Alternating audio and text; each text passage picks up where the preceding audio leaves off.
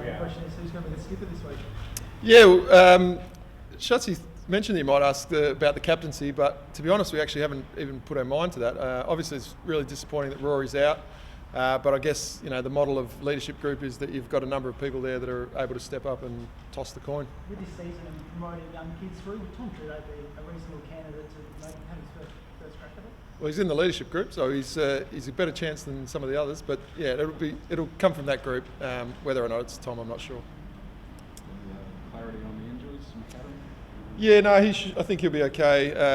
They're pretty positive with regard to him, and obviously we've got the long break, so those sort of minor injuries are more likely than not to come up. I think there's a few blokes that are also in that rehabilitation space that hopefully will be making themselves available as well because of the longer break.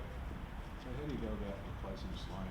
I know there's a regeneration in youth. Is there a tipping point where there's too many youngsters and you need an experienced player like Ross Gibbs, for example? Yeah, I think ultimately we'll just choose on the basis of form. Clearly there's a level of regeneration going on, but equally we need to perform at a really high level. So whomever is in the best form will take the position, and clearly it's midfield. It's also a little bit of wing capacity as well. So Sony's been playing both inside, but also some of that outside role. So we've got to look to cover both those areas.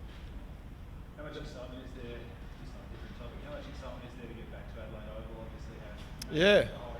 Obviously, amazing. I mean, I think football's ready for fans to be in the stands, and while we've had thousands and 2,000s at games thus far, the ability to get in there and have 25,000 people is going to be unbelievable. And obviously, for our supporters, it's been a challenging season. We're not performing at the level that we want to, but to be able to get our supporters there and for them to be able to see us live and hopefully maybe give us a lift and give us something will be outstanding. So I'm sure everyone's looking forward to that.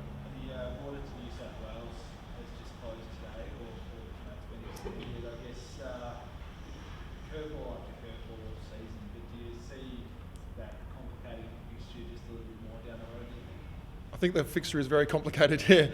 I don't envy the people that are working that out, but ultimately, everyone's having to be flexible and be adaptable. We're in a really fortunate position here in South Australia that we've got really low case rates, and so we're lucky that we're able to have a crowd this week. I mean, that's awesome. In terms of what happens with the fixture going forward, we wait and see. There is some talk that there could be short breaks, like even 4-day breaks. How many Yeah. players in this team do you see able to play 5 games in 4 weeks? Yeah, ultimately that's the beauty of it is that it'll be the same for both teams, and that's why you have a squad. You've got to have a squad of players ready to go, and we've seen already. We've had a number of debutants. We've expanded the capacity of our squad in terms of blokes that have played AFL, and it may continue if those short breaks kick in. The reality being the players will need to be rested though. I think off 5 days you'd be pretty confident that barring injury, players will be able to get up off 5 days, but if you get less than that to 4, then perhaps you're looking at needing to rest players at times. Yeah. Yeah, it was a general one. It was about Shane, but I'm just talking generally. Yeah. Could you talk us through some of the guys like Shane's ankle? Yeah. So Shane, I think I don't know, but I'm confident that he'll be available. Tex is getting through some more work and maybe a chance as well. So that's really pleasing if he is. But equally, we've got to get through some training load throughout the course of the week. But we've got a level of confidence there. And beyond that, so Fogarty's probably less likely. He based on what he's done thus far, he'd have to make some significant ground, and then you've got to look at the actual training load that he's been able to get in. So I don't know, but I'd say he might be less likely. On the captaincy side. Oh yeah. On the captaincy side of things, when it's a short-term kind of replacement, or 6 weeks in the sense, Yeah. how much weight goes into that decision, or do you just kind of is it more focused on just the leadership group stepping up, or do you actually invest in someone like a Duday or a Matt Crouch or someone in that group? Yeah, to be honest, I haven't given it a heap of thought. My view would be that there's a leadership group for a reason, and therefore collectively we'll be looking for those guys to step up. I don't think we'd individualise it necessarily, so that would be my personal opinion, but it's not one that I've given a lot of thought to. On the injuries, yeah. So Shutsy just reminded me. Yeah. So Rory Atkins is equally might be available. So he has done a fair bit of overground training, and he's getting through some sessions now. So with the long week, he's another one that may come into the mix. What do you make of the holding the ball interpretation at the moment? Obviously, a lot of talk about it. Yeah. I mean, congestion in the game can be challenging in terms of the spectacle. Paying extra free kicks is a way to relieve congestion, but I personally, my view is, reward the ball winner and the player that's getting in and after the ball ahead of the tackler. And then if we're trying to resolve congestion, then potentially we've got to look at some other solutions. But my view is reward the ball player. Is the interchange cap, is it the determining factor in fatiguing players to relieve congestion? Is that where you would go? Well, ultimately, at the moment, we're not hitting the cap.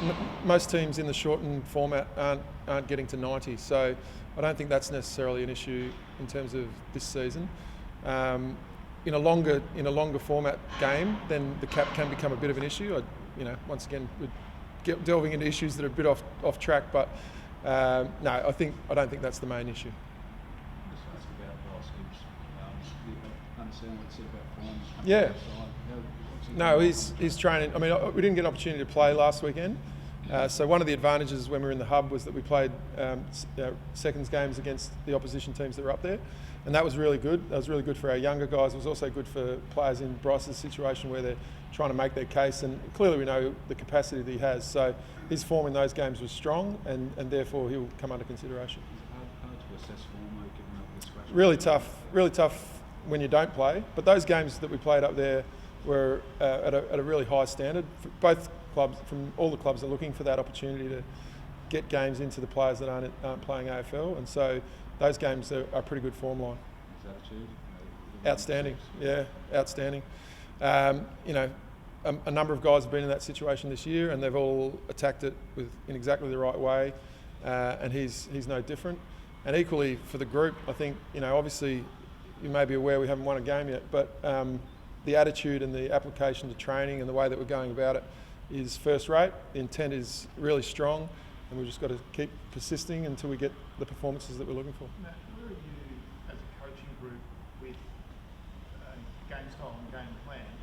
And you say you're obviously learning with the new group and that, but are you taking feedback from the group about what is working or not working, or is it just in the education phase? No, ultimately I think the game is demonstrating that it is working for small periods of time, but we're not able to sustain and have consistency across 4 quarters. So, for our supporters, hopefully they're seeing glimpses of what we're looking for.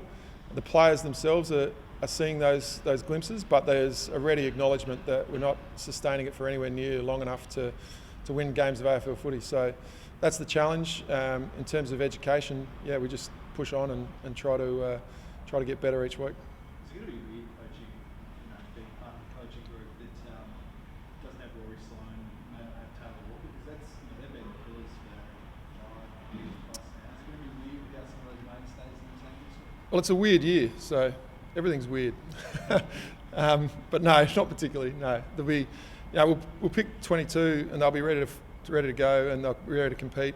And yeah, the names will be slightly different, but from a coaching perspective, going back to the previous question, we're working towards improving in lots of areas, and those are the things we'll be focusing on. Riley fixed his phone yet? We got a new one, so that worked out pretty well, didn't it? It was an interesting week for Riley, but I thought ultimately it was an unfortunate incident. I thought they both handled it in really good spirit, and it was a really good contest. Nick's got some amazing capabilities and demonstrated those, but equally I thought Riley played a pretty good game as well. So, not good enough for us to get a win, unfortunately. That wouldn't happen in your day, would it? It was different. I haven't got Twitter. I can't help you on that one. McPherson obviously had a wretched run with injury. How he pulled up, and what would your take out of him? No, really pleasing performance. Didn't rip it up, but in his first game, just looked composed and looked solid back there. And he cramped up late in the game, and he has got a reasonably long injury history. So there was a little bit of apprehension, but it was just cramp, and he came through well. And it was another moment. Clearly we're not where we want to be, but we're seeing some of those players develop in front of our eyes, and that's exciting. You talk about young leaders. Is he? I feel like he's someone that has shown that sort of potential. Do you think? Yeah, no, he's a player with great composure, and he's very balanced. So yeah, in long term, I mean, he's played one game. Yeah, sure. So we won't. No, but he's definitely a really good, solid citizen, and someone with those capacities longer term.